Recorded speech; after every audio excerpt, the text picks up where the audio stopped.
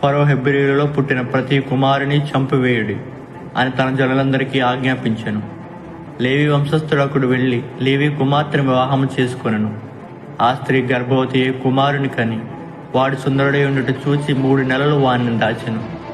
తరువాత ఆమె వాని దాచలేక వాని కొరకు ఒక చెమ్ము పెట్టి తీసుకొని దానికి చెవిటమనును కీలును పూసి అందులో ఆ పిల్లవానిని పెట్టి ఏటి ఒడ్డున జమ్ములో దాన్ని ఉంచగా వానికేమి సంభవించునో తెలుసుకున్నటకు వాని యొక్క దూరముగా నిలిచిండెను.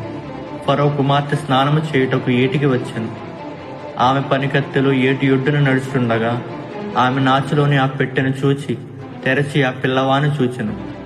ఆ బిడ్డను దేవుని కానుకగా భావించి ఫరో కుమార్తె ఆ బిడ్డను కన్య స్త్రీతో, ఈ బిడ్డను తీసుకుని పోయి నా కొరకు వానికి పాలిచ్చి పెంచుము, నేను నీకు జీతం ఇచ్చదనని చెప్పగా ఆ స్త్రీ ఆ బిడ్డను తీసుకుని పోయి పాలిచ్చి పెంచెను.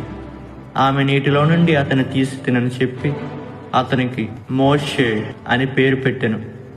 ఆ బిడ్డ పెరిగి పెద్దవాడాయను. Download ShareChat.